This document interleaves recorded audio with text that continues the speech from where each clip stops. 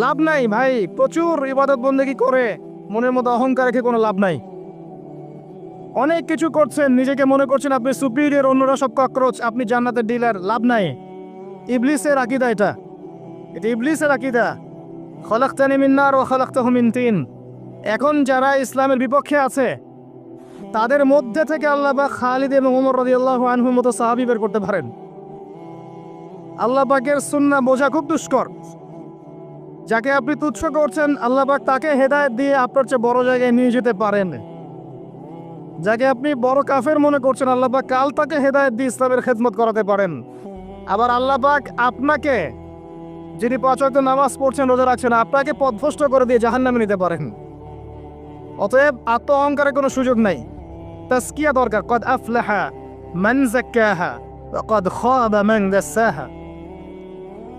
قد أفلح من تزكى وذكر اسم ربه فصلى بل تؤثرون الحياة الدنيا والآخرة خير وأبقى। তাসকিয়ার পরে কি করবেন? চেষ্টা করেন হালাল রিজিক অন্বেষণ করার। আল্লাহর ওয়াস্তে সুদ খায়েন না, আল্লাহর ওয়াস্তে ঘুষে যায় না, আল্লাহর ওয়াস্তে আল্লাহর দোহাই দিয়ে বলছি দুর্নীতি করেন না, আল্লাহর ওয়াস্তে মানুষের সম্পদ আত্মসাৎ করেন না। আল্লাহকে ভয় করেন, আল্লাহর ওয়াস্তে করেন, আল্লাহর ওয়াস্তে ছেড়ে দেন। হাত জোর করে রিকোয়েস্ট করছি, সুদ খায়েন না। নিজের মায়ের সাথে জেনার মতো অপরাধ, নিজের মায়ের সাথে জেনার মতো অপরাধ। এটা আমার কথা নয়, এটা মুহাম্মদ সাল্লাল্লাহু আলাইহি ওয়াসাল্লামের কথা। যাকে কবরে আপনাকে দেখানো হবে, যিনি আপনার জন্য সুপারিশ করবেন কাল কিয়ামতের মাঠে, যিনি আপনার জন্য হাউজে কাউসারের পানি নিয়ে দাঁড়িয়ে থাকবেন, আপনার উসওয়াতুল হাসানা, সেই মুহাম্মদ সাল্লাল্লাহু আলাইহি ওয়াসাল্লামের কথা। সুদ খেও না। এর সর্বনিম্ন পাপ নিজের মাকে বিয়ে করা, নিজের মায়ের সাথে জেনা করা। কেউ যদি এই সমাজে নিজের মায়ের সাথে জেনা করে থাকে, কালকে সকালে রাস্তায় বের হয়, আপনি চাইবেন তাকে রজম করে মেরে ফেলতে? চাইবেন না? এই কাজ দিব্যি আমরা করছি। সর্বোচ্চ পাপ সুদের, আল্লাহ এবং তার রাসূলের সাথে যুদ্ধ করা। অনেক দিন আয়াতটা বলেছি, আবারও বলছি, শোনেন। কারণ কিছু মানুষের কানে ঢুকতেই চায় না কথা। আল্লাহ পাক বলেছেন, ইয়া আইয়ুহাল্লাযীনা আমানু, হে মুমিনগণ, ইত্তাকুল্লাহ, আল্লাহকে ভয় করো। ওয়া যারু মা বাকিয়া মিনার রিবা, সুদের অবশিষ্ট অংশগুলো ছেড়ে দাও। ইন কুনতুম মুমিনিন, যদি প্রকৃতপক্ষে মুমিন হয়ে থাকো। ওয়া ইল্লাম তাফআলু, যদি তোমরা এই কাজ না করো। শুনেন আল্লাহর কথা। আল্লাহ বলছেন, যদি তোমরা এই কাজ না করো, ফাযানু বিহারবিম মিনাল্লাহি ওয়া রাসূলিহি, তাহলে আল্লাহ এবং তার রাসূলের সাথে যুদ্ধের ঘোষণা শুনে রাখ। The path is yours. Choose your path. রাস্তা আপনার, আপনি চুজ করেন কোন পথে আপনি যাবেন। কেউ বাধ্য করবে না আপনাকে। লা ইকরাহা ফিদ্দিন, দিনে কোনো বাড়াবাড়ি নাই। তরোয়াল দিয়ে কেউ বলবে না যে সুদ খেও না, তরোয়ালের জোরে কেউ বলবে না যে ইসলাম কবুল করো। ইসলাম এগুলো হারাম, ইসলাম এভাবে ছড়ায় নাই, এগুলোর সাথে ইসলামের কোনো সম্পর্ক নাই। ইসলামের নামে যারা সন্ত্রাসবাদ ছড়িয়েছে এবং জঙ্গিবাদ ছড়িয়েছে, এগুলোর সাথে ইসলামের কোনো সম্পর্ক নাই।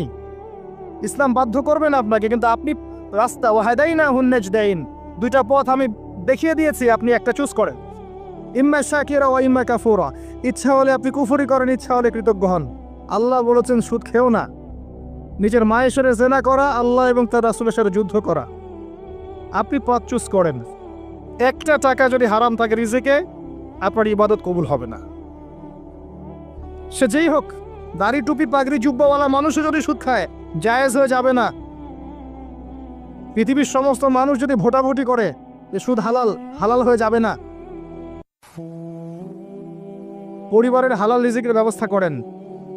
অনেক মানুষ দেখা হয়, কথা হয়, মেসেঞ্জারে টেক্সট করে, হোয়াটসঅ্যাপে নক করে, যে বড় চাকরি করতো, 60,000 70,000 80,000 টাকা বেতন পেত, তখন রিজিকে বরকত ছিল না, ছেড়ে দিয়েছে, চায়ের দোকান দিয়েছে, এখন রিজিকে বরকত আছে। আজকে একজনের সাথে দেখা হয়েছে, তিনি ইউএস বাংলা এয়ারলাইন্সে কাজ করেন।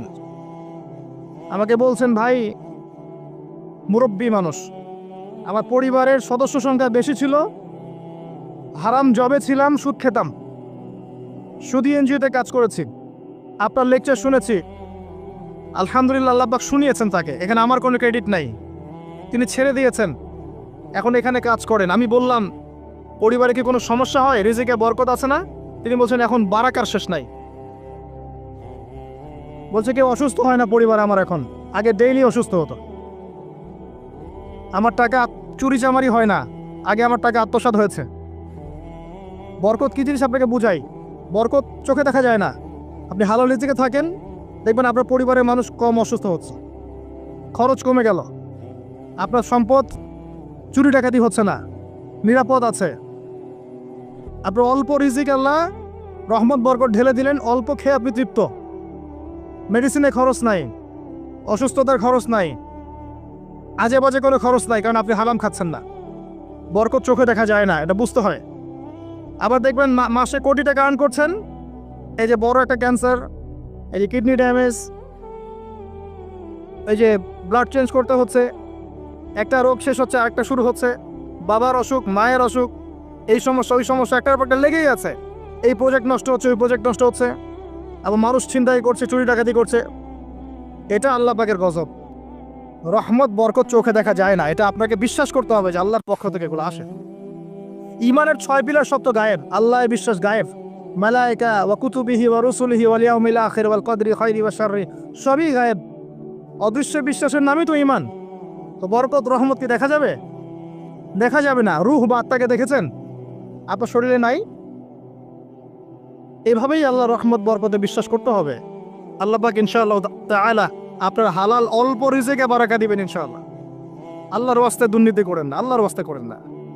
আমি বলি একটা হাদিস শোনাই, আমরা তো দায়িত্ব পেলে অনেক খুশি হই। রাসূলুল্লাহ সাল্লাল্লাহু আলাইহি ওয়াসাল্লাম বলেছিলেন, হে আবু যার, তুমি কখনো 2 জন ব্যক্তির দায়িত্ব নিতে যেও না। যদি 2 জন ব্যক্তির দায়িত্ব নাও, যেন তোমাকে ছুরিবিহীন জবাই করে ফেলা হয়েছে, কারণ প্রত্যেককে তার দায়িত্ব সম্পর্কে জিজ্ঞাসা করা হবে। আমরা তো খুশি হই। রাসূল সাল্লাল্লাহু আলাইহি ওয়াসাল্লাম বলেছেন, তোমরা কি জানো সবচেয়ে বড় মিসকিন কে? সবচেয়ে বড় মিসকিন কে? দরিদ্রকে? সাহাবীরা বলছেন, আমরা তো মনে করি যার কাছে অর্থ সম্পদ কম সেই বড় মিসকিন। আল্লাহ রাসূল বলছেন, ভুল। শোনো, সবচেয়ে বড় মিসকিন সেই ব্যক্তি যে ব্যক্তি পরকালে অনেক নেকি নিয়ে উঠবে, নামাজ, রোজা, হজ, যাকাত, ওমরা, হজের নেকি, বিশাল বিশাল নেকি। এরপরে সে দেখবে সামনে মানুষ দাঁড়িয়ে আছে, কারো গীবত করেছে, কাউকে তহমত দিয়েছে, কাউকে অপবাদ দিয়েছে, কারো টাকা চুরি করেছে, কাউকে অন্যায়ভাবে জুলুম করেছে, কাউকে পিটিয়েছে, কারো সম্পদ লুট করেছে ইত্যাদি। তখন আল্লাহ পাক বলবেন, শোধ করে দাও। কিভাবে শোধ করা হবে? ফেরেশতারা জিজ্ঞাসা করবেন, আল্লাহর পক্ষ থেকে হুকুম আসবে, এই ব্যক্তির নেকিগুলোকে ওদের আমল নামে কনভার্ট করো। বলছে শেয়ার ইট পাস করে দাও। ওটা আরো বড় টেকনোলজি হবে ইনশাআল্লাহ তাআলা। বলার সাথে সাথেই আপনার নেকি আমার নেকি দেখা যাবে চলে গেছে, নাউজুবিল্লাহ। এবার সব নেকি শেষ। এবার কি হবে? অর্ডার আসবে, তাদের গুনাহগুলোকে এই ব্যক্তির আমল নামে চাপিয়ে দেওয়া হবে। এরপর আল্লাহ পাক বলবেন, ইকরা কিতাবাক, পড়ো তোমার কিতাব, ওয়া কাফা বিনাফসিকা আল-ইয়াওমা আলাইকা হাসিবা, আজকে তুমি তোমার হিসাব নেওয়ার জন্য যথেষ্ট। এই কিতাব আর ডান হাতে আসবে না, ঘুরে আসবে। ওয়া আম্মা মান উতিয়া কিতাবাহু বিশিমালিহি ফাসাউফা ইয়াদউ সুবুরা, তখন সে মউতকে ডাকতে থাকবে, হায় আজকে আমার একটা মৃত্যু দিয়ে কাজ হবে না, 1000টা মউত আমার দরকার। সুবহানাল্লাহ, ইন্না লিল্লাহি ওয়া ইন্না ইলাইহি রাজিউন। এই হচ্ছে তাদের পরিণতি যারা অন্যের সম্পদ আত্মসাৎ করে খাবে। আল্লাহ পাক আমাদেরকে বোঝার তৌফিক দান করুন, এবং মানুষের সাথে জড়িত হক যাদের থাকবে, আল্লাহ পাক যেন আমাদেরকে মানুষের সাথে জড়িত কোনো হক না রাখেন, পবিত্র অবস্থায় দুনিয়া থেকে নেন, আল্লাহুম্মা আমিন। কারণ দুনিয়াতে যা যার হক তাকে দিয়ে দেন। ভাই আমি একটা কথা বলেছি, কথাটা ভাইরাল হয়েছে অনেক। মানুষের অবস্থানকেই ভালোবাসে, মানুষ কখনোই মানুষের অন্তঃসত্ত্বাকে ভালোবাসে না। অবস্থান আপনার ভালো, আপনার পিছনে মানুষের অভাব থাকবে না। আজকে আপনার ক্ষমতা আছে, পাওয়ার আছে, খ্যাতি আছে, ইত্যাদি আছে, মানুষ দেখবেন পিছনে ঘুরঘুর করছে, এবং এরা কিন্তু সবাই সবার স্বার্থেই ঘুরঘুর করছে। এর বাইরে আল্লাহ পাক কিছু মানুষের মনে আল্লাহর পক্ষ থেকে মহব্বত দেন, এটা আলাদা বিষয়। এটা শুধু ধার্মিকদের ক্ষেত্রেই সম্ভব। ওই 2 ব্যক্তি যারা আরশের ছায়া পাবে, যারা একে অপরকে আল্লাহর ওয়াস্তে মহব্বত করেছে, তাই না? অতএব আল্লাহর পক্ষ থেকে একটা মহব্বত থাকে, এটার কোনো স্বার্থ থাকে না, নিঃস্বার্থ ভালোবাসা। এটা টোটালি নিঃস্বার্থ ভালোবাসা, কোনো স্বার্থ নাই। কিন্তু দুনিয়ার ভালোবাসা স্বার্থপর। তো অবস্থানকে আপনাকে মূল্যায়ন করা হবে। আপন শুধু আল্লাহ পাক আপনার, আল্লাহর জন্যে যার যার হক তাকে তাকে দিয়ে দেন, নিজের হক আল্লাহর কাছে চেয়ে নেন, আপনি সুখে থাকবেন ইনশাআল্লাহ। এর চেয়ে কোনো ফিলোসফি নাই দুনিয়াতে সুখে থাকার।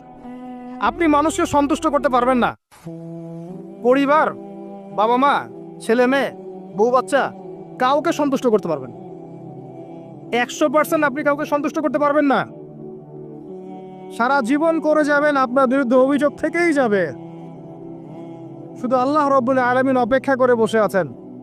এই বসে আছেন কথাটাকে আবার ভাইরাল করে বিতর্কিত করেন না। এই বসে আছেন বুঝিয়েছে আল্লাহ পাক অপেক্ষা করছেন। মুশকিল মিডিয়ার সামনে কথা বলা, বলবো একটা তালগোল পাকিয়ে বানাবে আর একটা। এই কারণে আমি মিডিয়া এখন পছন্দ করি না। প্রয়োজনে আমি মাঠে ময়দানে জুমার খুতবা দিব, আমার কোনো দরকার নাই মিডিয়ার, কোনো প্রয়োজন নাই আমার। কিছু অফিসিয়াল রাখা হয়েছে এই কারণে যাতে এই কথাগুলো এর মধ্যে ভালোটুকু মানুষের কাছে পৌঁছে যায়, খারাপটুকু আমরা মুছে ফেলে দিই।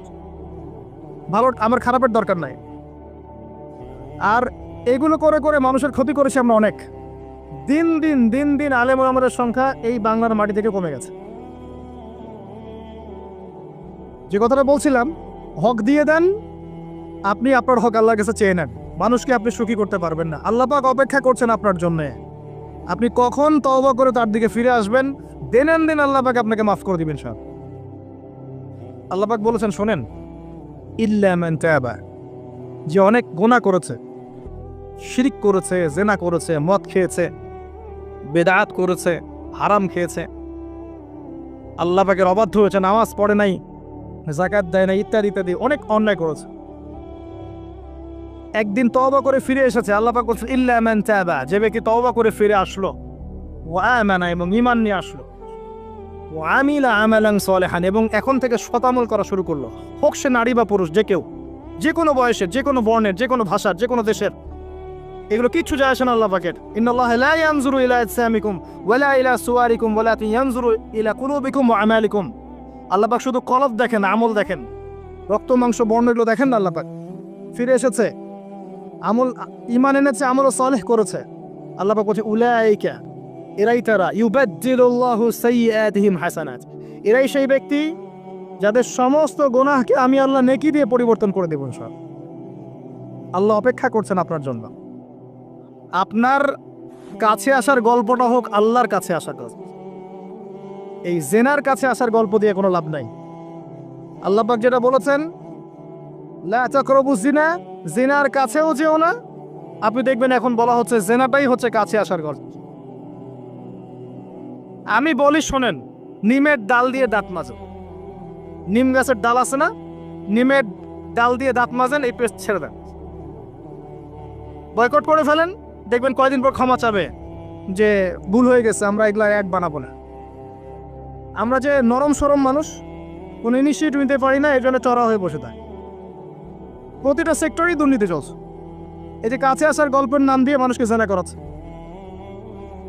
যুবক যুবতী স্কুল লাইফ থেকে মাহরাম, গায়রে মাহরাম, এই গায়রে মাহরামের সাথে স্কুল লাইফ থেকে শুরু হয়।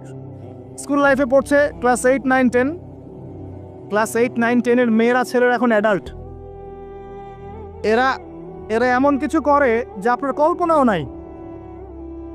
এই বয়সেও তো সব পাপ করা শেষ। এগুলোর সাক্ষী আপনারাই, আমার উপর আমাকে ভালো মন্দ বলেন না, এগুলোর সাক্ষী আপনারা নিজেরাই। নিজেদের ঘরগুলো দেখেন। আর সবচেয়ে বড় কথা হচ্ছে ঘরের মানুষ কিন্তু কথা শোনে না। দেখবেন আপনি সারা দুনিয়ায় দিন কায়েম করে ফেলছেন, দিনটা আর আপনার ঘরটা হচ্ছে নূহ আলাইহিস সালামের মতো। দেখবেন বউ কথা শোনে না, স্বামী ছেলে কথা শোনে না। এটাই বাস্তবতা। কিন্তু নূহ আলাইহিস সালামের ঘটনা মনে নাই? 950 বছর দাওয়াত দিয়েছেন, শেষে গিয়ে বলেছিল বিআন্নী মাগলুবুন ফান্তাসির, আল্লাহ আমি পরাজিত হয়ে গেছি, আমাকে সাহায্য করো, আমি পারছি না। আল্লাহ পাক আযাব নাজিল করে দিলেন। তিনি পার হয়ে গেলেন না। ছেলে পার হয় না। ছেলে বলে আমি পাহাড়ে উঠে যাব, পাহাড় আমাকে সেভ করবে। নূহ আলাইহিস সালাম বলছেন আজকে কেউ সেভ করতে পারবে না আল্লাহর আযাব থেকে। একটু পরে একটা ঢেউ এসে বাপ বেটার মাঝখানে পার্থক্য করে দিল। ছেলে ডুবে মরে গেল, তার স্ত্রী পর্যন্ত ঈমান নিয়ে আসলো না। আল্লাহর কাছে হাত তুলে দোয়া করছেন, আল্লাহ আমার ছেলে, আমার আহাল, আমার পরিবার। আল্লাহ ধমক দিয়ে বলছেন যে লাইসা মিন আহলিক, সে তোমার পরিবারের কেউ না। দেখবেন আপনি মাশাআল্লাহ দিনদার, আপনার ভিতরে ইসলাম স্ট্যাবলিশ করা ডিফিকাল্ট। মানুষ এখন খুব ব্যক্তি সচেতন। নিজের মনে যা চাবে সেটাই করবে। আর আনুগত্যকে তারা দাসত্ব মনে করে। কথা বুঝেন? আনুগত্য করাকে দাসত্ব মনে করে। আমি দাসত্ব করবো কেন? আল্লাহ এবং তার রাসূল এবং স্বামী পরিবার কর্তাদের আনুগত্যটাকে তারা দাসত্ব মনে করে। অতএব সুখে থাকার মূল মন্ত্র এটাই আপনার, যার যার হক তাকে তাকে দিয়ে দেন, নিজের হক আল্লাহর কাছে চেয়ে নেন, আপনি সুখে থাকবেন ইনশাআল্লাহ। আল্লাহর জন্য বাঁচেন, আল্লাহর জন্য খান, আল্লাহর জন্য পড়েন, আল্লাহর জন্য দিন কায়েম করেন, আল্লাহর জন্য আপনি ইবাদত করেন, আল্লাহর জন্য মারা যান, ইনশাআল্লাহ আল্লাহ আপনাকে জান্নাত দিবে। আর আল্লাহর কাছে আমরা সবাই একা একা ফিরে যাবো। ইন্না লিল্লাহি ওয়া ইন্না ইলাইহি রাজিউন। একা একা একজন একজন করে হিসাব নেবেন আল্লাহ পাক। তখন আমার সাথে কেউ থাকবে? আপনার সাথে কেউ থাকবে? ইন্তেকালের পরে 40টা দিন অপেক্ষা করেন না, মানুষ মনে রাখে? রাখবে না, কাউকে রাখবে না। এটাই দুনিয়ার বাস্তবতা। দুনিয়া বড় নিষ্ঠুর। আর এগুলোর বাস্তবতা আপনারা যত দিন যাবে তত দেখবেন, উপলব্ধি করবেন। একদম কাঠামো ভেঙে যাবে, ফ্রি মিক্সিং দিয়ে, হারাম রিজিক দিয়ে, আপনার এই যে অপসংস্কৃতি দিয়ে পরিবারের কাঠামোই ভেঙে যাবে, সমাজের কাঠামো ভেঙে যাবে। মানুষ দেখবেন আত্মহত্যা করে মারা যাবে বেশি বেশি। বাবার খোঁজ নিবে না সন্তান।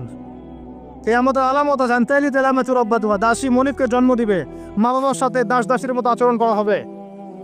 টাকার জন্য, সম্পদের জন্য মানুষ ভাইকে হত্যা করবে, বোনকে হত্যা করবে, ছেলে ছেলে বাবাকে হত্যা করবে, মাকে হত্যা করবে। এগুলো সব কিয়ামতের আলামতের হাদিস।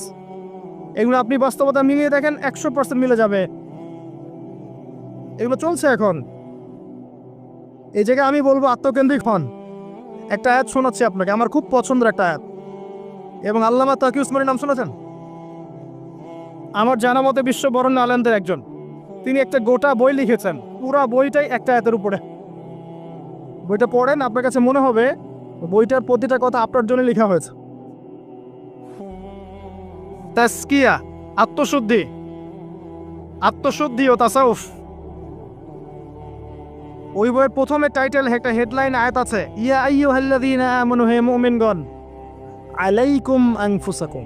নিজের নফসের খবর নেওয়া, নিজের নফসের খবর নাও, নিজে ঠিক হও। মান লা ইয়াদুররুকুম মান দাল্লা ইন ইহতাদাইতুম।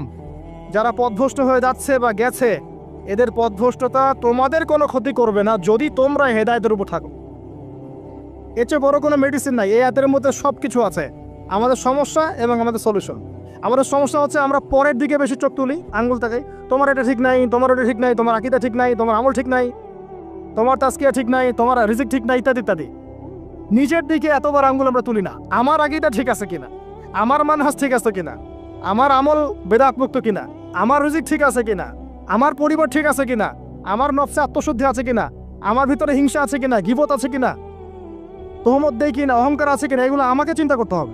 আলাইকুম আনফুসাকুম, নিজের নফসের খবর নাও। এই নফস নিয়ে আল্লাহর কাছে যেতে হবে। এই একটা আয়াত যদি বুঝে আসে, আপনার প্রবলেম সলভ। এখানে সমস্যা হচ্ছে আমরা আগে মানুষের সংশোধন চাই, কিন্তু আল্লাহ বলছেন আগে নিজেকে সংশোধন করো। নিজে আগে সংশোধিত হও, একটা বাতি থেকে 1000টা বাতি জ্বলবে ইনশাআল্লাহ। আর নিজেকে সংশোধন করতে না পারলে আমি বাতি জ্বালাতে পারবো না। তো ইভেন এখানে বসে আমি যে কথাগুলো বলছি বা বলবো বা বলা হয়, যারা বলে, তারা নিজেরা যদি সেগুলোর উপর আমল না করে, এই কথার কোনো তাসির হবে না আপনার উপরে। আপনি শুনবেন, এক কান দিয়ে ঢুকবে, এক কান দিয়ে বেরো যাবে, বাসায় গিয়ে ঘুমিয়ে যাবেন। এটা বাস্তবতা। রাসূলুল্লাহ, শোনেন, রাসূলুল্লাহ সাল্লাল্লাহু আলাইহি ওয়াসাল্লামের দাওয়াতে এত হিউজ মানুষ ইসলাম কবুল করলো কেন বলেন তো?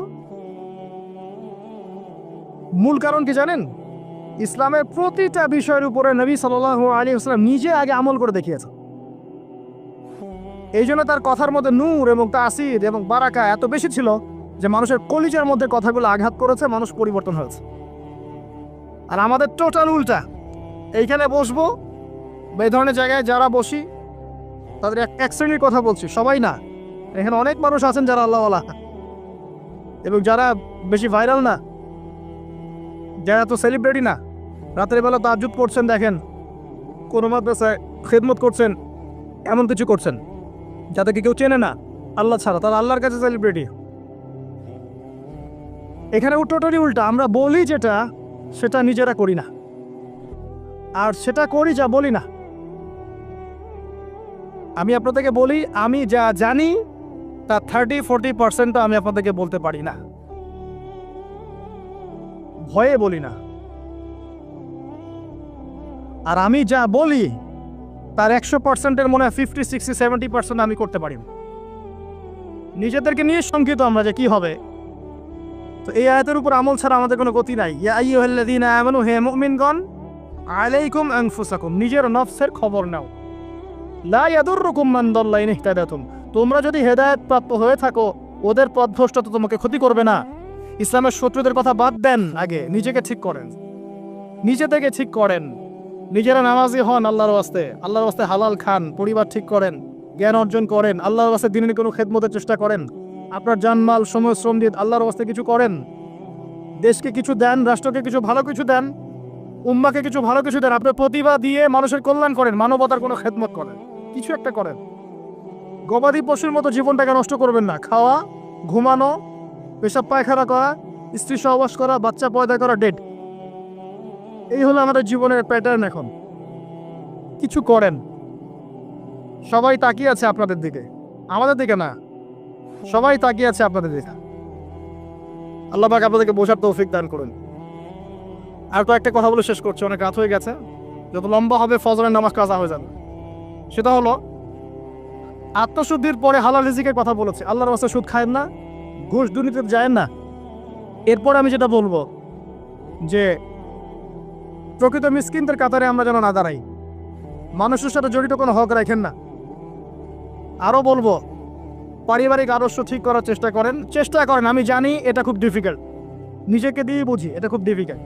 যে নূহ আলাইহিস সালামের কথা বললাম, কওমে লুত আলাইহিস সালামের কথা শোনেন, তার স্ত্রী ঈমান নিয়ে আসে নাই, নবী সাল্লাল্লাহু আলাইহি ওয়াসাল্লামের চাচারা ঈমান নিয়ে আসে নাই। এটাই সিস্টেম, এটাই নিয়ম। যখন দেখবেন দাওয়াত দিতে দিতে বোঝাতে আপনি ব্যর্থ, তখন আপনি আসহাবুল কাহফের মতো একা হয়ে যান। তাও ভালো, আসহাবুল কাহফের মতো একা হয়ে যান। একা একা দিনের পথে চলেন, আল্লাহর কাজ আপনি একাই করেন।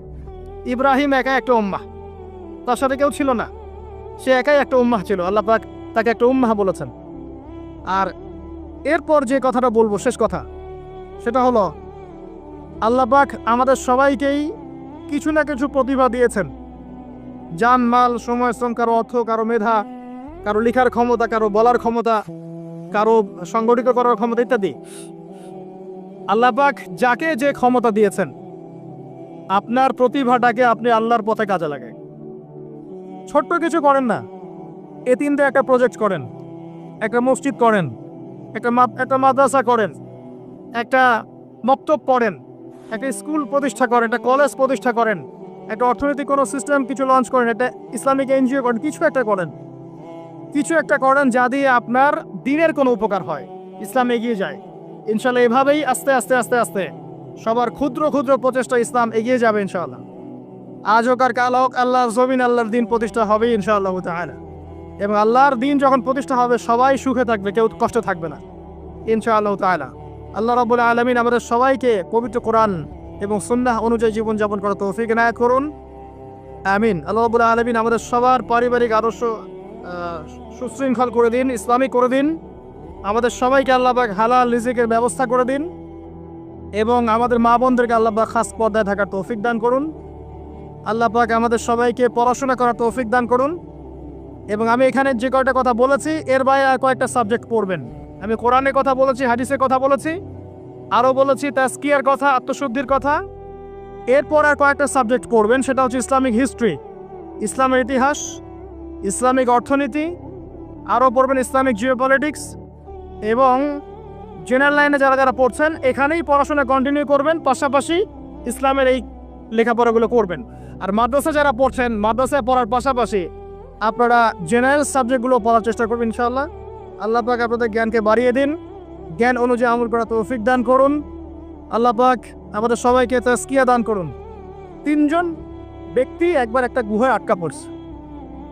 3 জন বন্ধু বা ভাই তার একটা গুহার মধ্যে আটকা পড়ে গেছে। ঝড় হচ্ছে, গুহার মুখটা বন্ধ হয়ে গেছে পাথর দিয়ে, বের হওয়ার কোনো জায়গা নাই। এখানে নিশ্চিত মৃত্যু, কোনো সুযোগই নাই বাঁচা। তারা অনেক চেষ্টা করে বের হতে পারলো না।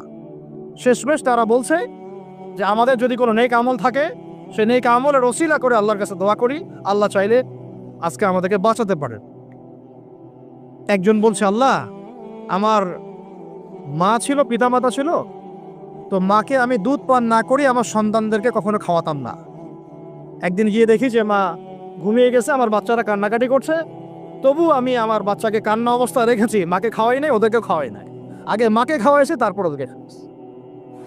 আজকে ঘরে ঘরে মাদের সাথে কি আচরণ দেখেন, কি একটা অবস্থা দেখেন, সমাজে কি প্রজন্ম তৈরি করেছেন। মারা এখন বৃদ্ধাশ্রমে চলে যাচ্ছে। শিক্ষিত মা, তাই না? মায়ের পায়ের নিচে আপনার জান্নাত। আর এটাও একটা ব্যাপার যে যে মায়েরা আবার হাজরা আলাইহিস সালামের মতো হবেন না, যে মায়েরা সারা আলাইহিস সালামের মতো হবেন না, আয়েশা খাদিজা রাদিয়াল্লাহু আনহুমা তাদের মতো হবেন না, তো আপনাদের গর্ভ থেকে তো এর চেয়ে ভালো সন্তান আশা করা যায় না। সমস্যা সব দিকে আছে না? তো ও এই দোয়া করার সাথে সাথে একটু সরে গেল, আল্লাহর পক্ষ থেকে এই পাথরটা একটু সরে গেল, সুবহানাল্লাহ। কিন্তু বের হওয়ার জন্য এনাফ না। এরপরে আরেকজন দোয়া করছে যে আল্লাহ, আমার একজন কর্মচারী ছিল, টাকা পাইতো আমার কাছে কিছু, তো সে একদিন বেতন না নিয়ে চলে গেছে, টাকাটা দিয়ে আমি কিছু পশু কিনেছি, মানে গবাদি পশু। এই গবাদি পশু 2টা থেকে 4টা, 4টা থেকে 8টা হতে হতে অনেকগুলো হয়েছে। একদিন অনেক দিন পর সে আসছে, এসে বলছে আমার টাকা দাও। সে বলছে যে এই সবগুলো পশু তোমার, নিয়ে যাও। তুমি কি ইয়ার্কি ফাজলামি করতেছো আমার সাথে? আমার টাকা আমাকে দাও। তো না, ইয়ার্কি ফাজলামি করতেছে না, এটা তোমার টাকা দিয়ে কেনা ছিল, সবগুলো বংশবৃদ্ধি হতে হতে আজকে এই অবস্থা হচ্ছে। আল্লাহ, তোমার সন্তুষ্টির জন্য যদি এই কাজ করে থাকে, আল্লাহ আজকে আমাকে এই বিপদ থেকে বাঁচাও। পাহাড়ের মুখ থেকে পাথরটা একটু সরে গেল, বের হওয়ার জন্য যথেষ্ট না। তৃতীয় ব্যক্তি, আমি এটাই বলতে চাচ্ছিলাম, ইয়াংরা শুনেন ভালো করে। তৃতীয় ব্যক্তি সেজদায় পড়ে আল্লাহকে বলছে, হাত তুলে আল্লাহকে বলছে, আল্লাহ, আমার একজন খুব সুন্দরী চাচাতো বোন ছিল, কাজিন, আমি তাকে পাইতে চাইতাম। বুঝেন না, পাইতে চাইতাম মানে কি? তাকে পেতে চাইতাম, অফার করতাম, সে রাজি হয় না। একদিন সে বলল যে 100 স্বর্ণমুদ্রা দিতে পারলে আমি রাজি। 100 স্বর্ণমুদ্রা দিতে পারলে আমি রাজি। এখন তো এদেরকে স্বর্ণমুদ্রাও দেওয়া লাগে না, এমনিই রাজি নাকি? জেনা করার জন্য কি এমনিই রাজি? খালি একটু, আসলে সত্যি কথা বলতে কি, একটা মেয়ে যদি চায় যে আমি আমার ইজ্জত ধরে রাখবো, কোনো ছেলের ক্ষমতা নাই সেই ইজ্জত নষ্ট করে। এটাই সত্য কথা। আমার স্ত্রী এই কথাটা খুব জোরালোভাবে আমাকে বলে, আমি যখন রাস্তায় হাঁটবো, আমি যদি চাই, তাহলে কোনো ছেলে আমার কাছে ঘেঁষতে পারবে না। আমি সুযোগ দিলে তখন ঘেঁষতে পারবে। একটা মেয়ে যদি চায় যে একটা ছেলে আমার সাথে ইটিস পিটিস করুক, সে ছেলে করবে। একটা মেয়ে যদি চায় যে একটা ছেলে আমার পর্যন্ত আসতে পারবে না, আমি আমার ব্যক্তিত্ব গায়রত বজায় রাখবো, আমি ডিস্টেন্স মেনটেন করবো, আমি কোনো সুযোগ দিব না, ছেলে সুযোগ পাবে না কখনো। এত সহজ না। সর্বোচ্চ তখন কি করতে পারে? ধরে 10 জন মিলে ধরে ওকে জোর করে তার সাথে কিছু করতে পারে। ওরকম কিছু করলে তো আল্লাহর গজব নেমে আসবে। ওই যে সারা আলাইহিস সালামকে তুলে নিয়ে গিয়েছিলেন একটা বাদশা, মনে নেই আপনাদের? সারা আলাইহিস সালামকে একটা বাদশা এরকম উঠাই নিয়ে আসছে। আর সারা আলাইহিস সালাম সবচেয়ে সুন্দরী মেয়েদের একজন ছিলেন পৃথিবীর ইতিহাসে, ইব্রাহিম আলাইহিস সালামের স্ত্রী।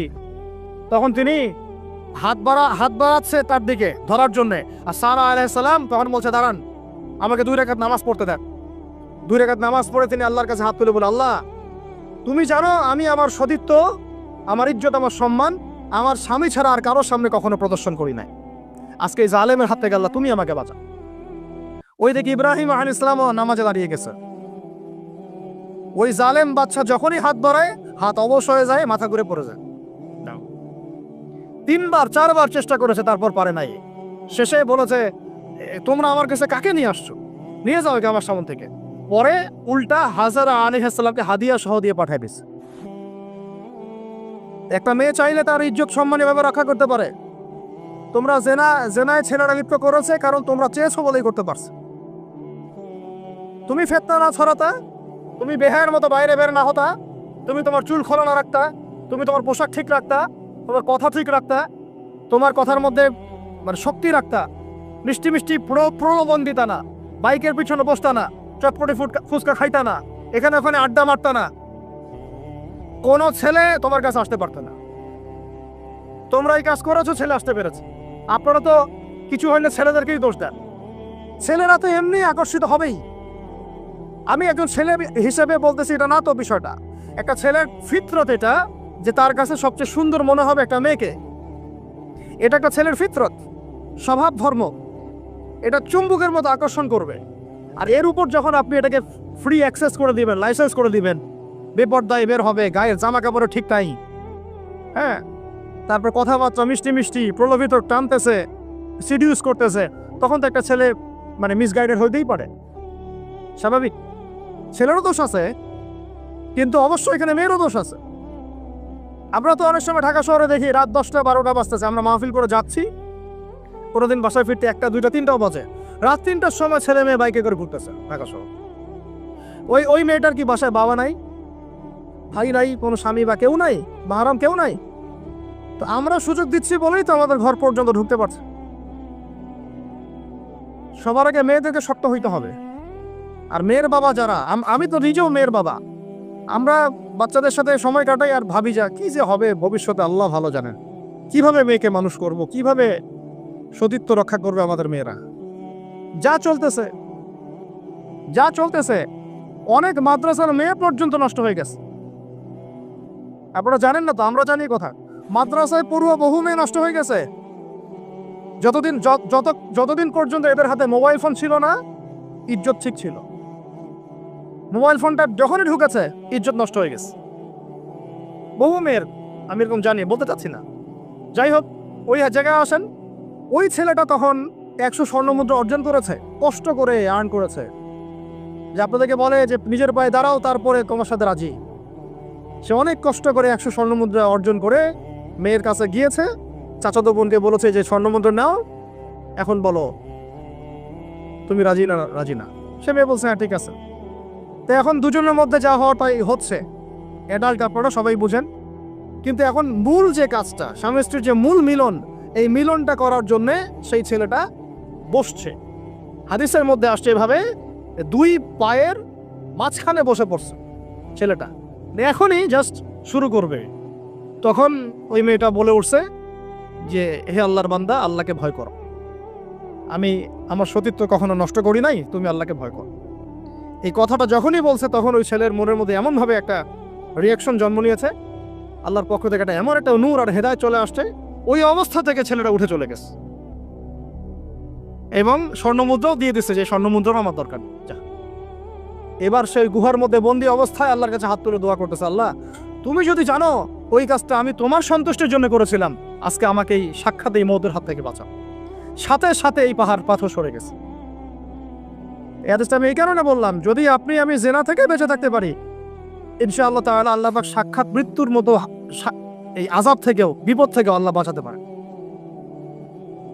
এটা একটা হাদিস, সবাই মনে রাখবেন। দ্বিতীয় একটা বলি, এটা আমাদের সব বিবাহিতদের জন্য। আজকে তো বিবাহিতরাও অভাব নাই। আর আমি আশ্চর্য হয়ে যাই যে বিবাহিত একটা ছেলে, বিবাহিত একটা পুরুষ তার স্ত্রীকে এভাবে বেহায়ার মতো কিভাবে সবার সামনে শো করতে পারে। বিয়ে আপনি করলেন, মোহর আপনি দিলেন, সম্পদ আপনার, তার সতীত্ব আপনার, তার সম্ভ্রম আপনার, আপনি নিজে কেন ওকে এভাবে সবার সামনে উত্থাপন করতেছেন? টিকিট আপনি কাটলেন, সিনেমা সবাই দেখবে, ব্যাপারটা এরকম। কি অবস্থা! আবার কোনো কোনো ঘরে দেখা যায় স্বামীরা কন্ট্রোল করতে চাচ্ছে, কিন্তু মেয়ে বা স্ত্রী কন্ট্রোলে থাকতে চায় না। স্বামীকে বলে তুমি বেশি হুজুর হয়ে গেছো, বেশি হুজুর হয়ে গেছো। এই যুগে এগুলো চলে, এটা আধুনিকতার মডার্ন যুগ। এই করতে করতে আমাদের সমাজে পরকীয়া ছড়ায় পড়ছে। এখন এই পরকীয়া বলতে কি হাদিসটার কথা মাথা আসছো, আল্লাহর নবী সাল্লাল্লাহু আলাইহি ওয়াসাল্লামের একজন সাহাবী, মহিলা সাহাবী। কি সাহাবী বলেন? এরকম ঘটনা 2-1টা ঘটেছে, আমি একটা বলতেছি খালি। মদিনা মহিলা সাহাবী, কোনো একভাবে এরকম একটা অঘটন ঘটে গেছে। মানুষ তো হতে পারে, মানুষ তো পাপ করবে, তাই না? হতে পারে। এখন তিনি গর্ভবতী হয়ে গেছেন। নবী সাল্লাল্লাহু আলাইহি ওয়াসাল্লামের কাছে এসে বলছেন, ইয়া রাসূলুল্লাহ তাহিরনি, আমাকে পবিত্র করেন, আমি অনেক বড় অন্যায় করে ফেলেছি। নবী সাল্লাল্লাহু আলাইহি ওয়াসাল্লাম মুখ ঘুরিয়ে নেন, মুখ ঘুরিয়ে নিয়ে বলেন যে বাসায় যাও, তওবা করো, আল্লাহ মাফ করে দিবে। নবীজি শুনতে চাচ্ছেন না, কারণ শুনলে কোর্টে মামলা আসলে তো বিচার করতে হবে। তিনি বলছেন যে বাসায় যাও, বাসায় যা মাফ, আল্লাহর কাছে ইস্তেগফার করো, আল্লাহ মাফ করে দিবে। আবার এদিক দিয়ে ঘুরে আস, ইয়া রাসূলুল্লাহ আমাকে পবিত্র করেন, আমি অন্যায় করে ফেলেছি। এভাবে কয়েক দফা পরে নবীজি বলছেন, তুমি কি অন্যায় করেছো? এমন কোন কাজ কি তুমি করেছো? সুরমা দানিতে সুরমা নেয়ার সময় আমরা যেভাবে নেই, এরকম কোন কাজকে তুমি করেছো? মানে উনি শব্দটা উচ্চারণ করলেন না মুখ দিয়ে, একটা এক্সাম্পল মিসাল দিয়ে বুঝালেন। তুমি কি এরকম কোনো কাজ করেছো, অ্যাডাল্টারি কোনো কাজ করেছো? তো তিনি বলছেন হ্যাঁ আমি গর্ভবতী হয়েছি। নবী সাল্লাল্লাহু আলাইহি ওয়াসাল্লাম আমার বিচার করে দেন। তিনি বলছেন যে বাসায় যাও, আগে সন্তান জন্ম দাও, তারপরে দেখা যাক। সন্তান জন্ম হলো, সেই মহিলা আবার এসেছেন সাহাবী, ইয়া রাসূলুল্লাহ আমার বিচার করে দেন। বলছেন সন্তান জন্ম হয়েছে, হ্যাঁ এখন সন্তান কি করে, দুধ পান করে, দুধ পান করাও, 2 বছর দুধ পান করাও, তারপরে বিচার করে দেবো। 2 বছর দুধ পান করা শেষ, সন্তান এখন শক্ত খাবার খেতে পারে, কোলে করে সন্তানকে নিয়ে আসছেন। নবী সাল্লাল্লাহু আলাইহি ওয়াসাল্লামকে বলছেন যে ইয়া রাসূলুল্লাহ এই যে আমার বাচ্চা দেখেন খেতে পারে, এখন একে আমার বিচার করে দেন। দেখেন তাদের পরকালের কনসেপ্টটা কেমন ছিল, তাদের পরকালের চেতনা কেমন ছিল। এবার নবী সাল্লাল্লাহু আলাইহি ওয়াসাল্লাম বলেন তোমাদের মধ্যে কে আছো এই বাচ্চার দায়িত্ব নিতে পারো? একজন আনসারী সাহাবী বলছেন আমি। বাচ্চা তার কোলে দিলেন, দিয়ে বলেন এই তাকে নিয়ে যাও, নিয়ে গিয়ে অমুক জায়গায় নিয়ে তাকে রজম করো। কি করো? রজম মানে কি ভাই? কোমর পর্যন্ত মাটিতে গেঁথে দিয়ে পাথর নিক্ষেপ করে, এই রজম করতে গিয়ে তার গা থেকে রক্ত ফিনকি বের হয়েছে, বের হয়ে কোন একজন সাহাবীর, সম্ভবত খালিদ ইবনে ওয়ালিদ রাদিয়াল্লাহু আনহুর জুব্বার মধ্যে গিয়ে লেগেছে। তখন তিনি কিছুটা তাচ্ছিল্যের স্বরে একটা বাক্য প্রয়োগ করেছে, ছি এটা কেমন হলো। হ্যাঁ মানে মানে কিছু বলেন নাই, জাস্ট একটা রিয়াকশন দিয়েছেন যে নবী সাল্লাল্লাহু আলাইহি ওয়াসাল্লাম এই কথাটাই বলতে চাচ্ছি আমি। তিনি বলেছেন হে খালিদ তুমি থামো, তুমি তাকে এভাবে করো না, আন্ডারস্টিমেট করো না। এই নারী এই অপরাধ করার পরে যে পরিমাণ ইস্তেগফার করেছে, আল্লাহর কাছে তওবা করেছে, তার একার তওবা যদি মদিনাবাসীর মধ্যে ভাগ করে দেওয়া হয় তাও কম হবে। এই ঘটনা একটা ঘটেছে, আরেকজন সাহাবীর সাথে ঘটনা ঘটেছে, পুরুষ সাহাবী। নবীজি বলেছে তোমরা তাকে তাচ্ছিল্য করো না, কারণ আমি দেখছি সে এখন জান্নাতে সাঁতার কাটতেছে। আর আমরা এই যে পরকিয়া, দেখেন পরকিয়া করলে, পরকিয়ার মাধ্যমে কেউ যদি ব্যভিচার করে ফেলে, নাউযুবিল্লাহ, তাহলে এই পৃথিবীতে বাঁচার অধিকারটা সে হারায় ফেলে। পৃথিবীতে কি হয়, বাঁচার অধিকারটা সে হারায় ফেলে। ঠিক কেউ যদি সমকামিতা করে, এই পৃথিবীতে বাঁচার অধিকারটা সে হারায় ফেলে। নবীজি স্ট্রেট বলেছেন ফাকতুলুল ফাইলা ওয়াল মাফউলা বিহি, যে করবে যার সাথে করা হবে দুটাকেই হত্যা করে ফেলো।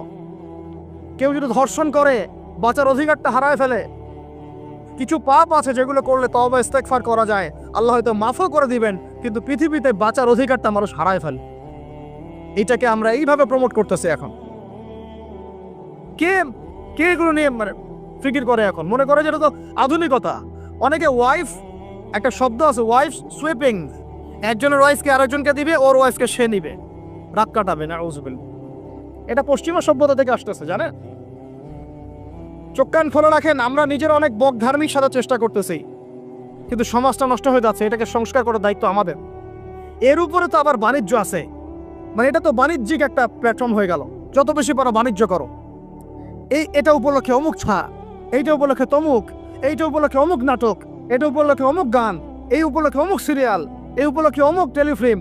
এই যে বাণিজ্য, এগুলো কিন্তু কর্পোরেট জগতে যারা থাকে, এই কর্পোরেট সেকশনের মানুষের একটা বাণিজ্য, একটা দিবসকে কেন্দ্র করে বিশাল একটা বাণিজ্য করে আপনার ঈমান আমল কোথায় যায়, যা কোর পকেটে টাকা আসলেই হইল। আল্লাহ রাব্বুল আলামিন আমাদের সবাইকে এই চলমান জাহেলিয়াতগুলোর বাস্তবতা বোঝার তৌফিক দান করেন। অনেক কথা ভাই, বলতে গেলে অনেক কথা, আর একদিনের কথা বলবো। আমরা দোয়া করি আল্লাহ পাক কক্সবাজার এলাকায় এমন একটা দিনের মার্কাজ আমাদেরকে করার তৌফিক দান করেন, যেখান থেকে ইনশাআল্লাহ দিনের আলো পুরা কক্সবাজার সহ পাহাড়ি পার্বত্য এলাকা ছড়িয়ে পড়বে। সমাজ সংস্কার না করতে পারলে আমরা বাঁচতে পারবো। আপনাদের মধ্যে যাদের সামর্থ্য আছে, কেউ জমি দিয়ে হলে সাহায্য করেন, কারো যদি সামর্থ্য থাকে অর্থ দিয়ে হেল্প করেন, কারো বুদ্ধি আছে বুদ্ধি দিয়ে, পরামর্শ দিয়ে সহযোগিতা করেন। দিনের স্বার্থে, আল্লাহর জন্য, তার রাসূলের দিনকে টিকিয়ে রাখার স্বার্থে, সমাজের জাহিলিয়াতগুলো দূর করার স্বার্থে দিনই মার্কাজগুলো প্রতিষ্ঠা করার কোনো বিকল্প নেই। অযথা একদিনের মাহফিল দিয়ে আমি আসলাম চলে গেলাম, 1 বছর আপনার সাথে আমার দেখা নাই, আপনি সমাজ সংস্কার করতে পারবেন না। এভাবে দিন কায়েম হয় না। ইকামতে দিন অনেক কঠিন বিষয়, প্রত্যেক দিন প্রত্যেক রাতের মেহনতের উপর দাঁড়ায় থাকবে ইনশাআল্লাহ। আল্লাহ পাক আমাদেরকে এই বেহায়া দিবসকে বর্জন করা তৌফিক দান করুন। এই পশ্চিমাদের ফাঁদ থেকে আল্লাহ আমাদেরকে বাঁচায় রাখে। আল্লাহ রাব্বুল আলামিন আমাদের সবাইকে যেন এই জেনা, ব্যভিচার, পরকিয়া, তারপরে সুদ, মাদক, সমকামিতা, ট্রান্সজেন্ডার এই সমস্ত ফিতনা থেকে আল্লাহ আমাদেরকে হেফাজত করেন। আমাদের এই যুবক যুবতীদেরকে আল্লাহ খাস করে এই চলমানের জাহিলিয়াতগুলো থেকে হেফাজত করেন। প্রত্যেক পরিবারের কর্তা সতর্ক হয়ে যান। প্রত্যেক পরিবারের যে ভাই আছেন, যে বাবা আছেন, সতর্ক হয়ে যান। আপনার পরিবারটাকে আপনি শক্ত হাতে দমন করেন, কঠোরভাবে। দেখবেন ইনশাআল্লাহ অ্যাটলিস্ট আপনার ঘরটা পবিত্র রাখেন। সবাই যার যার পরিবারের দায়িত্ব নেই, ইনশাআল্লাহ দেখবেন সমাজ ঠিক হয়ে গেছে ইনশাআল্লাহ।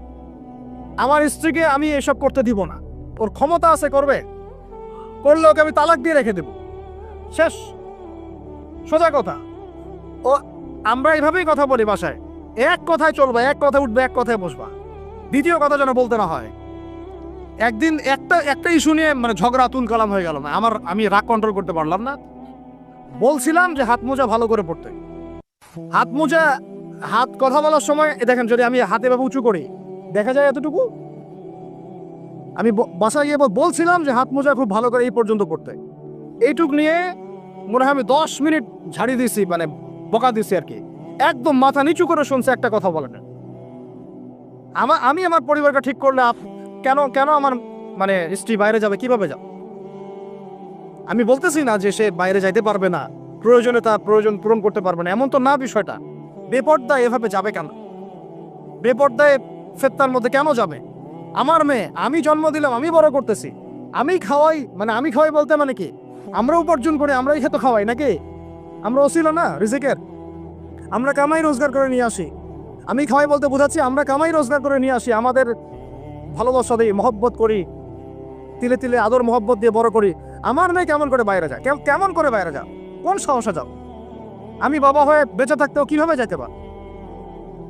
গেলে ওকে একদম খাওয়ার বন্ধ করে দিবে। আমার ছেলে বালে ঘুরছে, নামাজে যাবে না কেন? যাবে না কেন? যদি না যায় আমি ওর খাওয়া বন্ধ করে দিব। শাসন করতে হবে সবসময়, কিন্তু মিষ্টি কথা চিরা ভিজে না।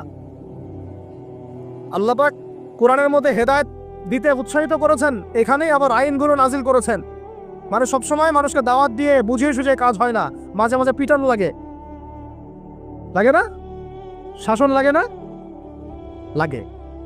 তো আমরা যদি আমাদের পরিবারের মেয়েদেরকে নিয়ন্ত্রণ করতে পারি, ছেলেদেরকে নিয়ন্ত্রণ করতে পারি, দেখবেন আস্তে আস্তে ইনশাআল্লাহ এটা কমে গেছে। আর যদি এভাবেই গা ছাড়া দিয়ে দেন, আমি বলেছি বেশি দিন লাগবে না, আর 10টা বছর পরে নাউজুবিল্লাহ আমরা আশ্রয় চাই আল্লাহর কাছে, এমনটা যেন না হয়। দেখবেন যে এটা এমন হারে বেড়ে গেছে যে ঘরে ঘরে সমকামিতা ঢুকে যাইতে পারে। নাউজুবিল্লাহ। এই তাদাত, এই সংখ্যা দিন দিন বাড়তেছে। আপনাদের শহরে, আপনাদের এই অনেক এই যে এখানে আমি অনেক মাহফিল করেছি, অনেকেই আমাকে চিরকুট দিয়েছিলেন যে ভাই এখানে সমকামিতা বেড়ে যাচ্ছে, এই বিষয়ে কিছু বললেন। চিন্তা করেন, ভিতরে ভিতরে এগুলো চলতেছে, হোটেলে হোটেলে চলতেছে। আপনারা ভালো মানুষ যে বসে থাকলে হবে না। এত ভালো মানুষ হতে আল্লাহ পাক বলেন নাই। আল্লাহ পাক বলেছেন সৎ কাজে আদেশ করো, অসৎ কাজে কি করো?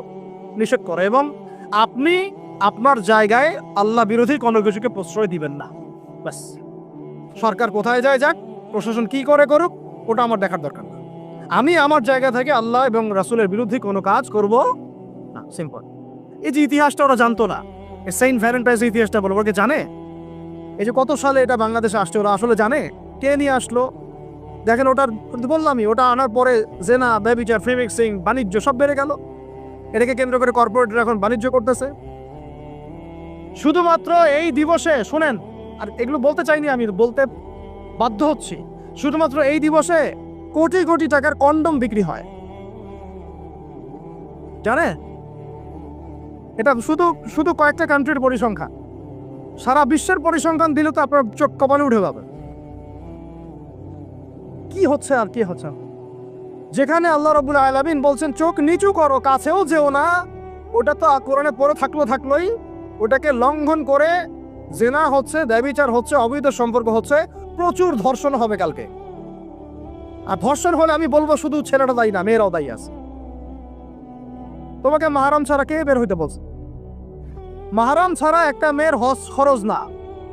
মনে করেন আপনার ঘরে একজন মহিলা আছেন যার মাহরাম নাই, তার উপর হজই ফরজ হয় নাই। তো মাহরাম ছাড়া যার হজই ফরজ হয় না, তাকে মাহরাম ছাড়া এভাবে হোটেলে একটা ছেলের সাথে বাইকে যেতে কে বলছে? বলেন, মাহরাম ছাড়া একটা মেয়ের সফর জায়েজ নাই, হজও জায়েজ নাই, হজ করার দরকারই নাই, সে ঘরে থাকবে, ওইটাই তার জন্য বেশি গুরুত্বপূর্ণ, ওটাই হুকুম আল্লাহ পাকের। আর সে মাহরাম ছাড়া এইভাবে এখানে ওখানে ঘুরে বেড়াবে, ছেলের সাথে আড্ডাবাজি করবে, টাঙ্কি মারবে, চটপটে ফুচকা খাবে, এরপর 4-5টা ছেলে মিলে ধর্ষণ করে দিলে সব ছেলে দোষ ওই ছেলের উপর আসবে?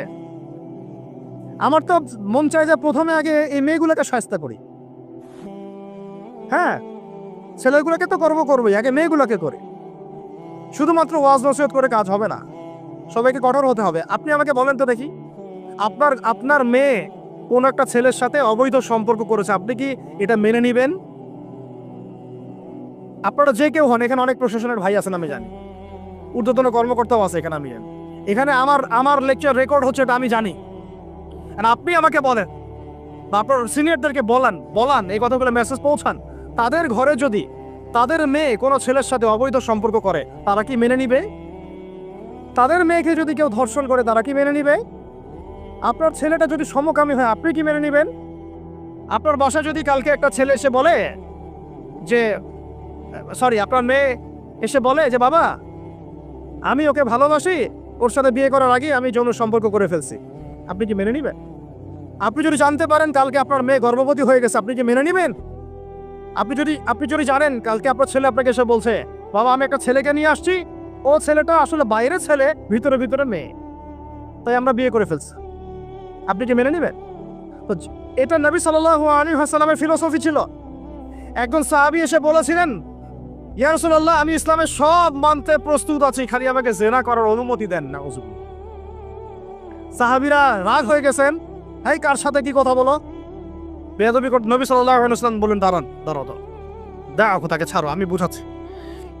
নবীজি তখন বললেন দেখো তুমি যে প্রস্তাবটা আমাকে দিলা, ইসলামের সব তোমার ভালো লাগে, কিন্তু জেনা করতে চাচ্ছ, এখন বলো তো দেখি তোমার মায়ের সাথে কেউ যদি এমন করে তুমি কি রাজি হবা? সে বলছে না। তোমার খালার সাথে করলে না, তোমার বোনের সাথে না, তোমার স্ত্রীর সাথে না, তাহলে যেটা তুমি অন্যের ক্ষেত্রে চাচ্ছ না, পছন্দ করো না, সেটা কেন তুমি তোমার ক্ষেত্রে চাচ্ছ? এভাবে চিন্তা করলে আমাদের আর কথা বলার দরকার আছে? আল্লাহ পাক আমাদের সবাইকে কথাগুলো বোঝার তৌফিক দান করে। এখন শেষ করে দিচ্ছি এই পয়েন্ট থেকে। দেখেন, আমাদেরকে সবচেয়ে ভালোবাসেন আমাদের রব আল্লাহ। সত্যিকারের ভালোবাসার ডেফিনেশনটা হচ্ছে যে আপনি নিঃস্বার্থভাবে কাউকে ভালোবাসেন। আমাদের আশপাশে যারা আছে, যারা হালাল, ইভেন হালাল, আমার মা, আমার বোন, আমার বাবা, আমার স্ত্রী, আমার ছেলে, আমার মেয়ে, এদেরও যদি কখনো স্বার্থে আঘাত পড়ে, দেখবেন সেও আপনার পাশ থেকে সরে যাচ্ছে। এমন হয়নি কখনো? আপনার বন্ধু, আপনার ব্যবসার পার্টনার, আপনার বস, আপনার কলিগ, ওদের স্বার্থে আঘাত হলে ওরাও সরে যাচ্ছে পাশ থেকে, জিগরি দোষ সরে গেল পাশ থেকে, হয় না এমন? ভালোবাসা দুই প্রকার, বলেন কয় প্রকার? আমার সাথে বলেন, এখানে শেষ করে দিব 10টা মিনিট। ভালোবাসা কয় প্রকার? একটা হচ্ছে নিঃস্বার্থ ভালোবাসা। কি স্বার্থ? কোনো স্বার্থ নাই, নিঃস্বার্থভাবে ভালোবাসা।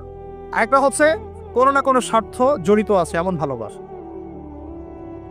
আপনার স্ত্রীর চাহিদাও যদি আপনি পূরণ করতে ব্যর্থ হন, দেখবেন স্ত্রীর সাথে আপনার গন্ডগোল লেগে যাচ্ছে, যদিও সে হালাল বৈধ, তাই না? এমন হয় না অনেক সময়? আমি তো অনেকদিন বলেছি, অনেকদিন আগেও বলেছি, 5 বছর 6 বছর আগে, যে মানুষ আসলেই মানুষের অবস্থানকে মূল্যায়ন করে, ভিতর থেকে মানুষকে শুধু মূল্যায়ন করে আল্লাহ রাব্বুল আলামিন। না হলে কি হতো? এই যে এত অন্যায় আমরা করেছি, আল্লাহ পাক কি আমাদেরকে ছেড়ে দিয়েছেন, ফেলে দিয়েছেন, গজবে ধ্বংস করে দিয়েছেন? এই যে আল্লাহ পাক যে আমাদেরকে মহব্বত করেন, ভালোবাসেন, তার প্রমাণ এগুলো। আল্লাহ পাক চান যে আমরা যেন ফিরে আসি।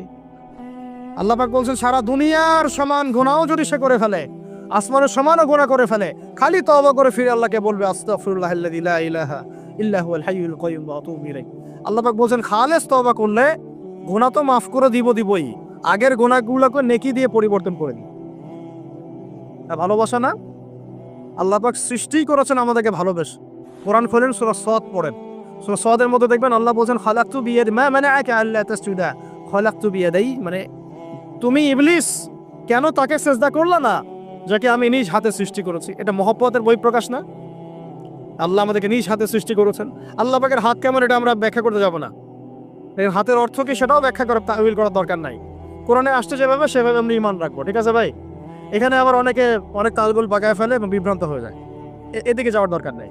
এখানে বোঝানো হচ্ছে আল্লাহ রাব্বুল আলামিন আমাদেরকে মহব্বত করে সৃষ্টি করেছে। এই পুরো সৃষ্টি জগৎটাই তো আল্লাহর মহব্বতের বহিঃপ্রকাশ। সবকিছু এত নিপুণভাবে চলতেছে, এটা মহব্বতের বহিঃপ্রকাশ না? আমি আপনাদেরকে নিয়ে যদি কোনোদিন কক্সবাজারের সৈকতে তারা দেখাতে পারতাম, তাহলে আমি বুঝাইতে পারতাম আপনাদেরকে যে এই মহাবিশ্বটা ঠিকই আছে কিভাবে। তারার মধ্যে একটা গাণিতিক ক্যালকুলেশন আছে যেটা সবাই জানে না। যারা একটু অ্যাস্ট্রোনমি নিয়ে পড়াশোনা করেছে তারা জানে। আপনার আপনার মানে মাথার বিবেকই উল্টা যাবে যে এত সূক্ষ্মভাবে কিভাবে আল্লাহ রাব্বুল আলামিন এই মহাবিশ্ব সৃষ্টি করলেন। এক চুল এদিক ওদিক হলে পুরো বিশ্ব কায়নাত ধ্বংস হয়ে যাইতো। এটা কি আল্লাহ পাকের মহব্বতের বহিঃপ্রকাশ না? আল্লাহ পাক তো বরং বলেছেন পুরো সৃষ্টি পরিবারটাই আল্লাহর আহাল, আল্লাহর পরিবারের অন্তর্ভুক্ত সুবহান। এমনকি আল্লাহ পাক আমাদেরকে বলেছেন তোমরা জমিনবাসীর সবার উপর রহম করো। ইরহামু মান ফিল আরদ ইয়ারহামুকুম মান ফিস সামা। তোমরা সবার উপর রহম করো, দয়া করো। দয়া রহম এটা তো মহব্বতের একটা অংশ। তোমরা সবার উপর দয়া করো, রহম করো, মহব্বত করো। এটা কি হবে? তাহলে আল্লাহ পাক আসমানে যিনি আছেন আল্লাহ পাক তোমাদের উপর রহম করবেন সব। আমরা সেই মহান সত্তার ভালোবাসার থেকে বের হয়ে হারাম এই যৌন ভালোবাসার দিকে যাওয়ার চেষ্টা করছি। আসলে এটা ভালোবাসা না, যৌনতা। এর দিকে যাওয়ার জন্য এইসব করছি। আল্লাহ পাক আমাদেরকে মাফ করে যেন হেদায়েত দান করেন। আল্লাহ পাক কত ভালোবাসেন এটা নিয়ে বলতে গেলে আজকে রাত শেষ হবে। দেখেন আল্লাহ রাব্বুল আলামিন আদম আলাইহিস সালামকে সৃষ্টি করেছেন, করে সমস্ত নাম শিক্ষা দিয়েছেন। নাম মানে হলো ইলম। নাম মানে কি? ভালো না বাসলে আল্লাহ পাক কাউকে সবচেয়ে সেরা কিছু দান করেন? সূরা ৩ আল্লাহ পাক কি বলেছেন? ওয়া তিন ওয়া যাইতুন, এগুলো শপথ করে লাকাদ খালাকনাল ইনসানা ফি আহসানি তাকওয়িম।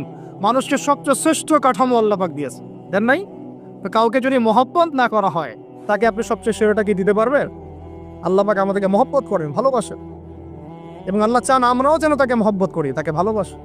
এবং আমরা যদি কাউকে ভালোবাসি আল্লাহর জন্য ভালোবাসবো, কাউকে ঘৃণা করি আল্লাহর জন্য ঘৃণা করব। মহব্বত আল্লাহর জন্য, ঘৃণাও কার জন্য? আল্লাহর জন্য।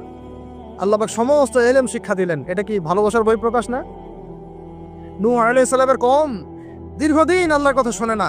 আল্লাহ পাক সবর করলেন, ধৈর্য ধরলেন, গজব দিলেন না, শেষ পর্যায়ে গিয়ে আযাব দিয়েছেন। এই যে আল্লাহ পাক সুযোগ দেন, সময় দেন, এটা কি আল্লাহ পাকের ভালোবাসা, দয়া না? এরকম প্রত্যেকটা কওমের ক্ষেত্রে হয়েছে। আমি তো ফিল করলাম এই ভালোবাসা নিয়ে ঘাটাঘাটি করতে গিয়ে যে আসলে আল্লাহ পাক যে আমাদেরকে সবচেয়ে বেশি মহব্বত করেন তার সবচেয়ে বড় নিদর্শন কি জানেন? আমাদের কাছে আল্লাহ রাব্বুল আলামিন আল কোরআনের মতো কিতাব নাজিল করেছেন, আর আমাদেরকে আল্লাহ পাক নবী মুহাম্মদ সাল্লাল্লাহু আলাইহি ওয়াসাল্লামের উম্মত বানাইছেন। আল্লাহ পাক যে নবী মুহাম্মদ সাল্লাল্লাহু আলাইহি ওয়াসাল্লামকে এই দুনিয়াতে পাঠিয়েছেন না, এটাই সবচেয়ে বড় মহব্বত, সবচেয়ে বড় রহমত। কারণ তার সুন্নতে এমন কিছু নাই যেটা আপনি খুঁজে পাবেন না। আর তিনি আমাদেরকে যে মহব্বত করতেন, মুহাম্মদ সাল্লাল্লাহু আলাইহি ওয়াসাল্লাম আমাদেরকে যে মহব্বত করতেন, তিনি আমাদেরকে বলতেন যে আমরা তার ভাই। আমরা তার কি ভাই? মানে কি মায়ের পেটে ভাই? এটা বোঝানো হয় নাই। একটা হাদিসে তিনি বলেছেন আমি তো পিতৃতুল্য। তার মানে কি সত্যি সত্যি বাবা সন্তানের সম্পর্ক? রুহানি পিতা। তিনি কি ইমাম নন? তিনি ইমাম, তিনি নেতা, তিনি আমাদের শিক্ষক, তিনি নবী। তো তিনি আমাদেরকে যে মহব্বত করতেন, তিনি একদিন বলছিলেন নবী সাহাবীদের সামনে, কাশ আমি যদি আমার ভাইদেরকে দেখতে পেতাম। সাহাবীরা বলছেন ইয়া রাসূলুল্লাহ আমরা কি আপনার ভাই না? তখন নবীজি বলছেন না, তোমরা আমার সাহাবী। আমার ভাই তারা যারা আমাকে না দেখেই আমার প্রতি ঈমান নিয়ে আসবে। প্রত্যেক নবীকে আল্লাহ পাক একটা দোয়া করার চান্স দিয়েছে। কয়টা ভাই? এমন একটা দোয়া যেটা করলে আল্লাহ পাক কবুল করবেনই করবেন। করলে আল্লাহ পাক কি করবেন? অবশ্যই কবুল করবেন। নবী সাল্লাল্লাহু আলাইহি ওয়াসাল্লাম বলছেন যে সমস্ত নবী এই দোয়াটা পৃথিবীতে করে ফেলেছে, আমি এই দোয়াটাকে মুলতবি রেখেছি যে কাল কিয়ামতের মাঠে আমি আমার উম্মতের জন্য সুপারিশ করব ইনশাআল্লাহ।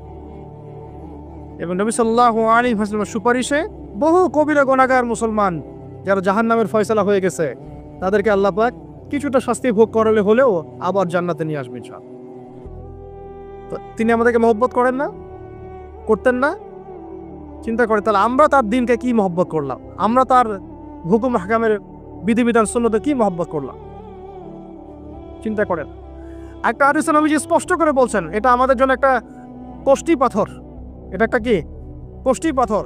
তিনি বলছেন লা ইউমিনু আহাদুকুম, তোমাদের মধ্যে কেউ মুমিন হইতে পারবে না। কি হইতে পারবে না? মানে প্রকৃত মুমিন হইতেই পারবে না তোমরা। হে আমার উম্মত, তোমাদের মধ্যে কেউ প্রকৃত মুমিন হইতেই পারবে না যতক্ষণ না হাত্তা আকুনা আহাব্বা ইলাইহি মিন ওয়ালিদিহি ওয়ালাদিহি ওয়ান নাসি আজমাইন। আমাদের এই ভিডিওটি যদি আপনার ভালো লেগে থাকে তাহলে ভিডিওতে একটি লাইক দিতে পারেন এবং আপনার প্রিয়জনদের সাথে শেয়ার করতে পারেন, এবং এইরকম আরও ভিডিও পেতে আমাদের ইউটিউব চ্যানেলটি সাবস্ক্রাইব করে পাশে থাকা বেল আইকনটি অন করে দিন।